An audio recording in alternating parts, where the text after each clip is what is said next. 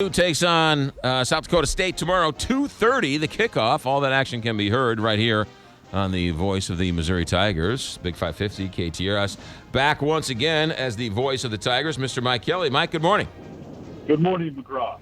Good to hear your voice. How many years is this for you? What number year is this for you as the voice of the Tigers?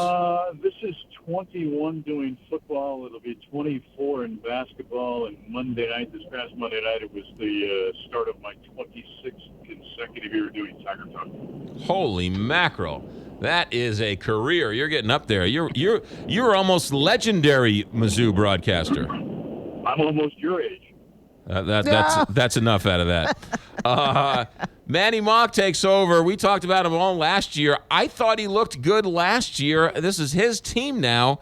I'm looking for some good things out of him this year. Well, he's got a guy that's shown. He's got a lot of ability, right? I mean, being able to, in his first really important appearance coming off the bench in the fourth quarter in Georgia, and leading Missouri a year ago to not only 2 fourth-quarter touchdowns, but to a win on the road. And then, he basically started a third of the season a year ago.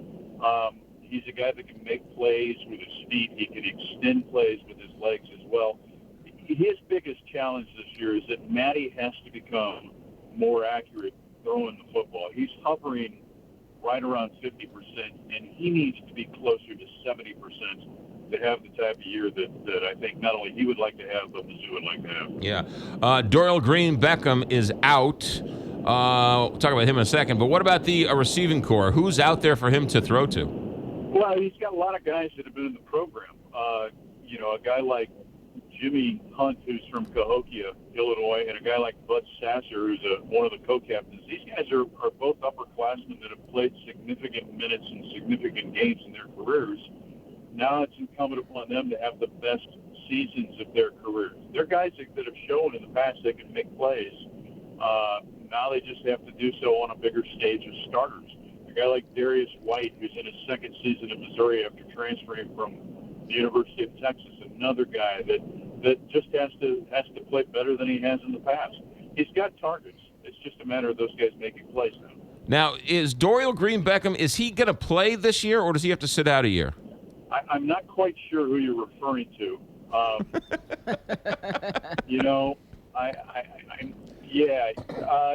The NCAA finally got one right. And, I didn't think they would, frankly.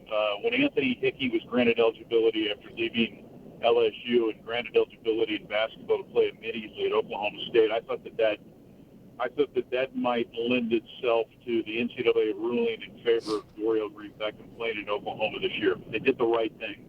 And so he won't play this year.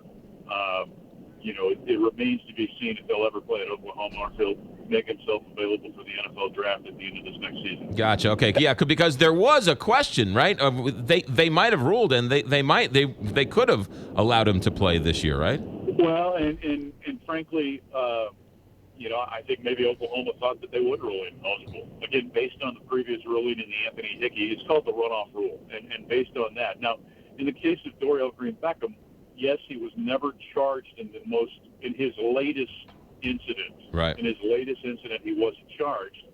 But because of the level of scrutiny that he had, brought upon himself, and was the right thing to do to cut him loose. And hopefully, the big thing is he really is a guy that I think can be a very productive, not only football player, but a productive person in society. He just needs to mature. He needs to grow up. He needs to surround himself with better people, and he needs to make better decisions. And hopefully that happens in the future. Yeah.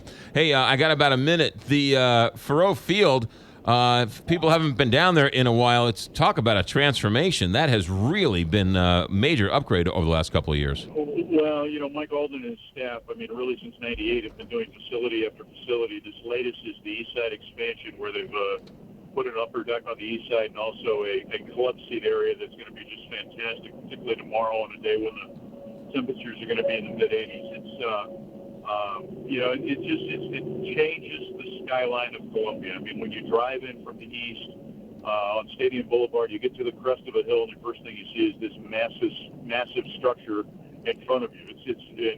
It really is very tastefully done, and I think does wonders for the just basically the look of the stadium and the feel of the sports park. Should be a whole lot of fun tomorrow. South Dakota State, 2:30 kickoff right here on the Big 550 KTRS. Mike Kelly, have a safe trip down there, and we'll love to hear you on the air tomorrow. Talk to you on Monday. All right, take care. Mike Kelly, voice of the Tigers here on the Big 550 KTRS. If you like us on Facebook, go to Facebook and like us on Facebook.